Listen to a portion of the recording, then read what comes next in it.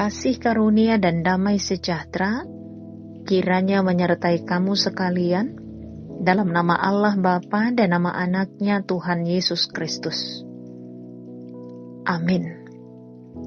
Bapak, Ibu, Saudara-saudari yang dikasihi Tuhan Yesus Kristus, kebenaran firman Tuhan yang menjadi perenungan bersama bagi kita pada hari ini Senin tanggal 16 Agustus tahun 2021, firman Tuhan yang tertulis dalam kitab Mazmur pasal yang ke-92 ayat yang ke-14. Demikian pembacaan firman Tuhan.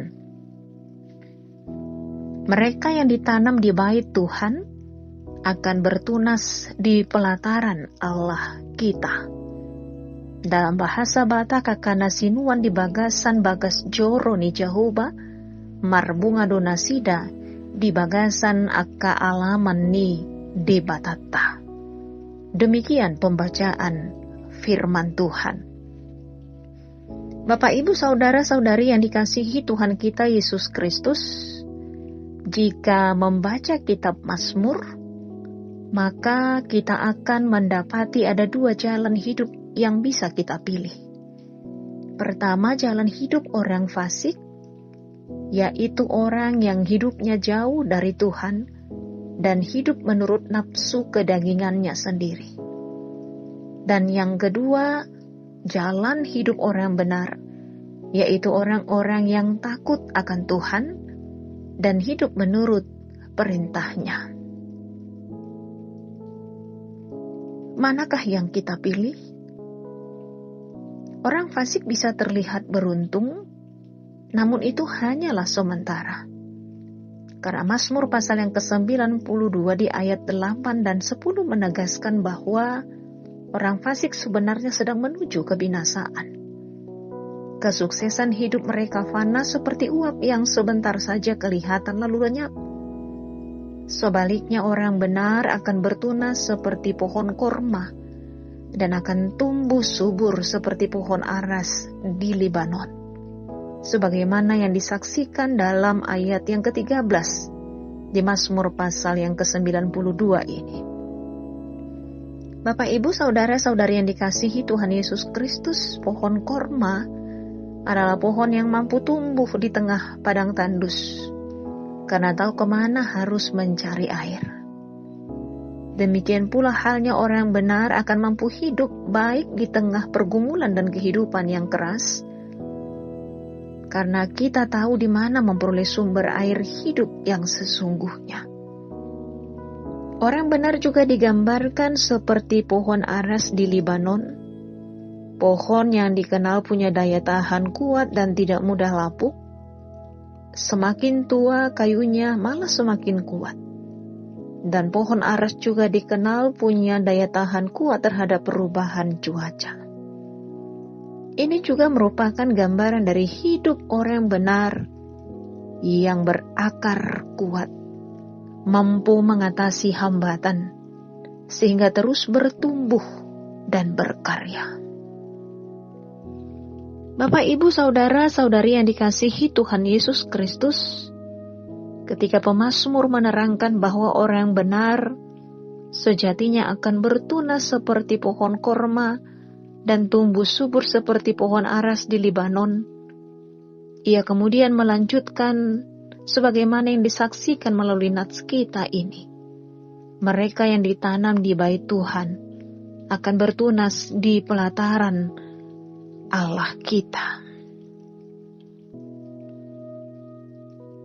Menggambarkan kehidupan orang percaya yang selalu bersandar kepada Tuhan dalam hidupnya.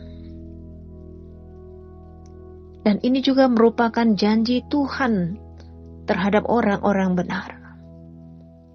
Mereka yang tertanam dan berakar dalam Tuhan akan tetap bertunas dan tumbuh subur. Pertanyaannya, sampai kapan? Adakah batas usia kita untuk bertunas dan bertumbuh? Firman Tuhan dalam ayat selanjutnya, di ayat ke-15 dalam kitab Mazmur pasal ke-92 ini, ternyata berkata tidak ada batas usia kita untuk bertunas dan bertumbuh. Sebab dikatakan dalam ayat yang ke-15, pada masa tua pun mereka masih berbuah, menjadi gemuk dan segar. Hingga masa tua sekalipun, kata firman Tuhan, orang-orang benar ini akan terus bertumbuh subur. Malah dikatakan masih sanggup berbuah, bertambah gemuk dan segar. Mungkin ini terdengar tidak masuk akal dan melawan hukum alam. Benar bahwa tenaga manusia memang akan menurun, demikian pula dengan kemampuan kita. Kita memang tidak bisa melawan hukum alam mengenai kondisi fisik manusia sejalan dengan usia. Tapi kata firman Tuhan itu bukan berarti kita harus pula berhenti berbuah. Bagaimana mungkin? Ayat berikut menjelaskan bagaimana itu bisa dimungkinkan.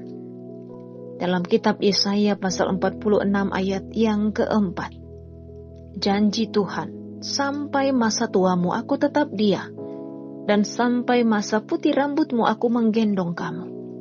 Aku telah melakukannya dan mau menanggung kamu terus. Aku mau memikul dan menyelamatkan kamu. Bapak, Ibu, Saudara-saudari yang dikasihi Tuhan Yesus Kristus, benar bahwa kekuatan kita terbatas dan akan menurun. Tetapi kekuatan Tuhan yang tidak pernah berkuranglah yang akan memampukan kita. Tuhan menyatakan siap menggendong dan memikul serta menyelamatkan kita sampai seluruh rambut kita putih sekalipun. Itulah janji Tuhan. Tuhan yang luar biasa. Tuhan yang tidak akan pernah mengingkari janjinya. Dan sangat jelas Tuhan tetap memiliki rencana bagi kita, bahkan ketika kita sudah tua dan lemah. Tuhan tetap mau pakai kita tanpa melihat umur dan kemampuan kita, dan bukan kekuatan kita yang harus diandalkan, melainkan kekuatan yang berasal daripadanya. Karena itu biarlah hidup kita senantiasa dekat dengan Tuhan. Persekutuan kita tetap terpelihara dengan Tuhan. Hanya dekat Allah saja aku tenang. Kesaksian pemazmur dalam kitab Mazmur pasal 62 ayat yang kedua. Hidup dengan Tuhan sungguh akan selalu menyehatkan jiwa dan hidup kita. Karena memang Dialah sumbernya. Dia menyegarkan jiwaku, kesaksian pemazmur dalam pasal 23 ayat yang ketiga. Hidup bergaul akrab dengan Tuhan akan selalu mendapatkan pemeliharaan dari Tuhan. Hidup kita akan terus bertumbuh dan menghasilkan buah. Karena itu berapapun usia kita saat ini, apakah masih dianggap dunia produktif atau tidak, tapi di mata Tuhan sebagai orang benar, kita akan terus dapat berbuah. Dan itu yang akan dialami oleh orang benar menurut kehendak Tuhan. Karena itu biarlah kita tetap menjalani kehidupan kita dengan mengharapkan pertolongan dan tuntunan Tuhan. Sehingga kita akan dimampukan melakukan yang terbaik untuk Tuhan selama masih ada kesempatan. Karena kita juga sadar bahwa hidup ini adalah kesempatan. Hidup ini untuk melayani Tuhan. Dan biarlah dalam hidup dan kesempatan yang terbatas ini, hidup kita harus menjadi berkat. Tuhan menguatkan dan memampukan kita. Amin, kita berdoa. Kami bersyukur Bapa di dalam surga, ketika Engkau masih memberikan kami kesempatan. Ketika Engkau yang menjadi sumber kekuatan bagi kami, menyegarkan tubuh jiwa dan roh kami, menguatkan kami sehingga hidup kami selalu berpadanan dengan kebenaran firman Tuhan. Mampukan kami Tuhan, agar kami selalu mau melakukan yang terbaik untuk Tuhan. Bagian dari rencana Tuhan. Dan kami meyakini bahwa setiap rencana Tuhan adalah yang terbaik dalam kehidupan kami. Biarlah kami seperti pohon yang ditanam di bait Tuhan, akan bertunas di pelataran Allah yang kami percayai. Kami tetap memelihara persekutuan kami dengan Tuhan. Karena kami percaya bersama Tuhan kami akan aman. Bersama Tuhan kami akan dikuatkan menjalani kehidupan kami. Terima kasih Bapa. Kami serahkan tubuh, jiwa, dan roh kami. Ampuni kami atas segala dosa kami.